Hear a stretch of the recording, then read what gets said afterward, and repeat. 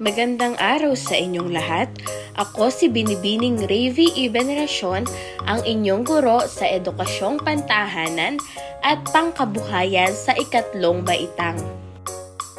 Ngayong araw na ito ay pag-uusapan natin ang tungkol sa mga panuntunan sa kaligtasan sa gawaing bahay. Handa na ba kayo? Okay, simulan na natin ang unang pagsubok. Panuto, tingnan ng mabuti ang bawat larawan. Tukuyin ng tama o mali ang ipinapakitang gawain batay sa mga wastong hakbang sa kaligtasan sa paggawa ng gawaing bahay. Una, ang paglilinis ng bahay gamit ang sirang walis o mop ay ligtas. Kung ang sagot mo ay mali, wasto ang iyong sagot. Pangalawa, dapat bantayan ang nilulutong pagkain sa kalan upang maiwasan ng sunog. Kung tama ang iyong sagot, wasto ang iyong sagot dahil ang hindi pagbantay sa kalan ng niluluto ay maaaring maging sanhi ng sunog o pagkasunog ng pagkain. Pangatlo, pwedeng paglaruan ng mga bata ang mga cleaning chemicals kung ito ay nakakatuwang bote. Kung mali ang iyong sagot, wasto ang iyong sagot dahil ang chemical ay mapanganib at maaaring makalason. Pang-apat, dapat maghugas ng kamay pagkatapos ng gawaing bahay.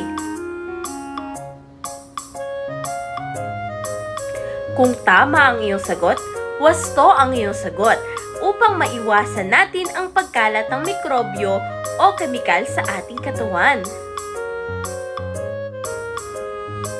Panglima, maaaring magtapon ng basag na baso sa basurahan kahit ito ay walang balot. Kung mali ang iyong sagot, wasto ang iyong sagot dahil ito ay delikado. Maaaring masugatan ang kukuha ng basura o maging ang sarili natin.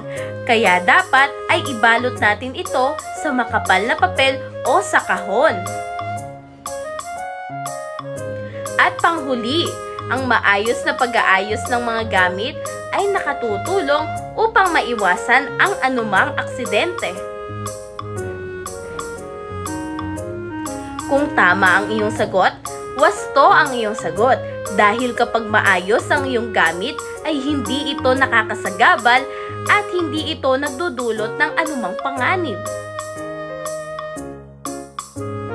Sa mga panuntunan sa kaligtasan sa ating mga gawaing bahay ay may mga importante na dapat nating tandaan.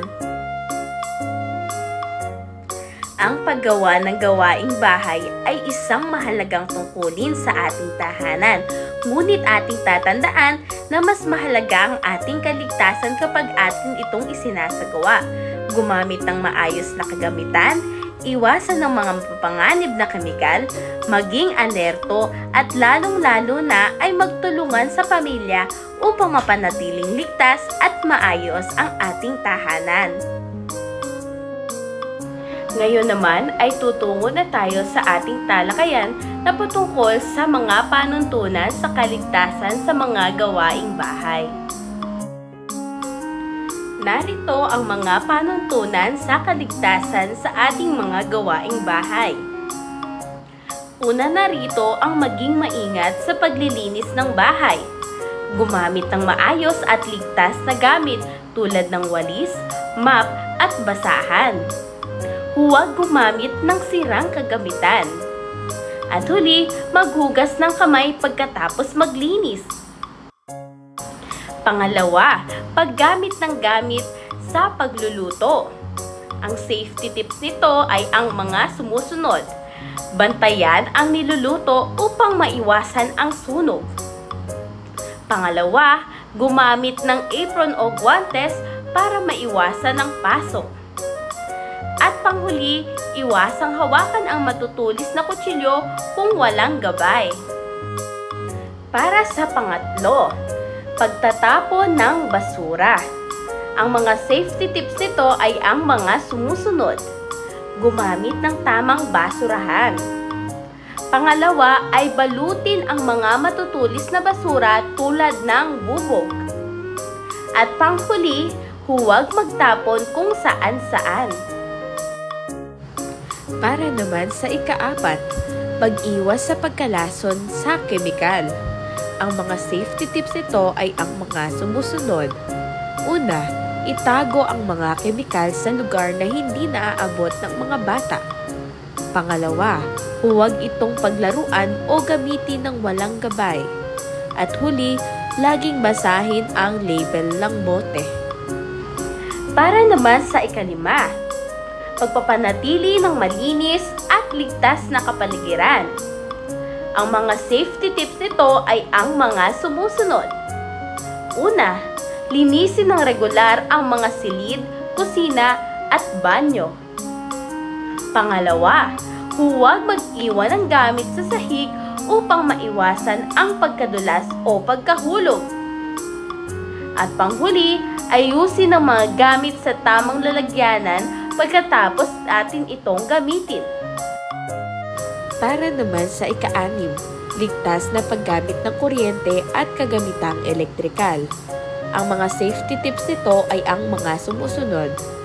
Una, huwag magbasa ng kamay kapag gagamit ng kuryente.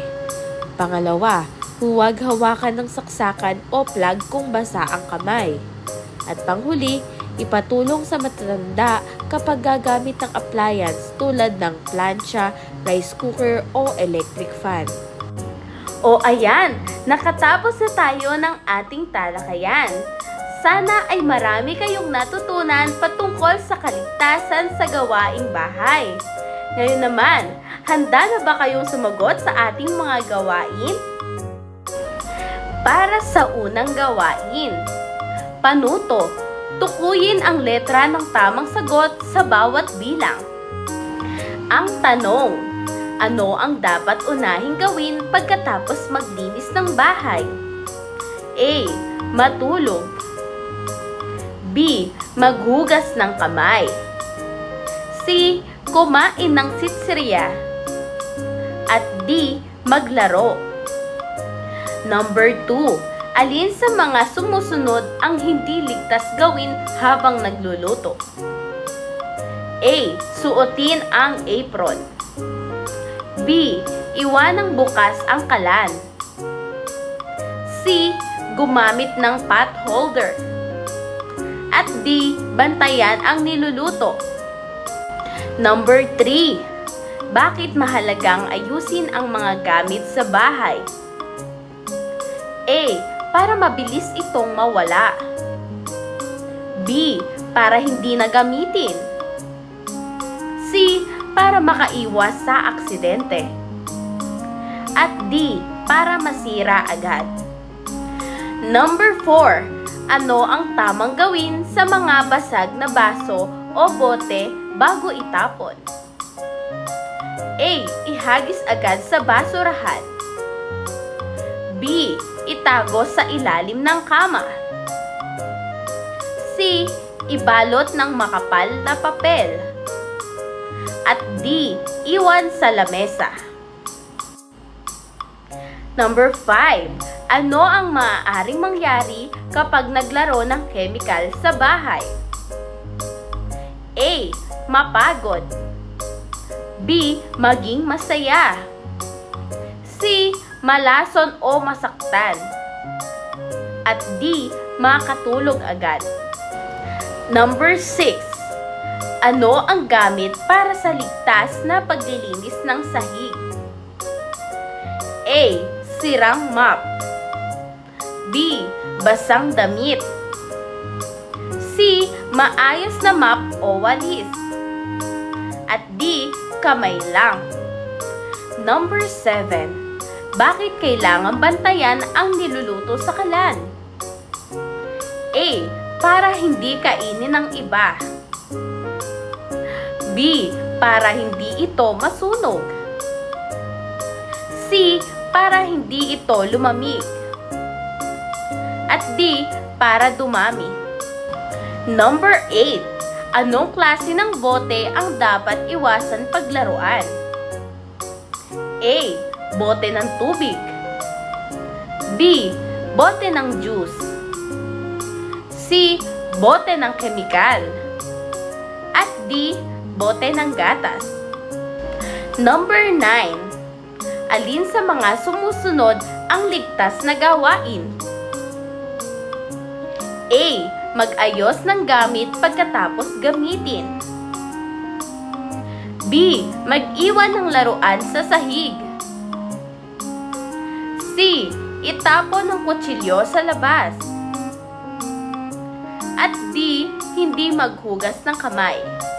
Number 10. Ano ang dapat gawin kapag gumagamit ng washing machine? A. Maglaro habang naka-on ito. B. Lumayo at iwan. C. Gumamit ng proteksyon at may gabay ng magulang. At D. Magsaksak ng kuryente kahit basa ang kamay. Tapos na ba kayo?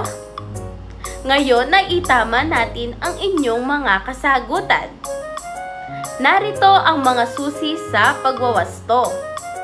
Para naman sa ikalawang gawain, panuto, ilagay ang salitang ligtas kung tama ang ginawa sa sitwasyon at salitang delikado naman kung ito naman ay maaaring magdulot ng aksidente. Number 1. Nagwalis si Lisa gamit ang sirang walis na may kalawang.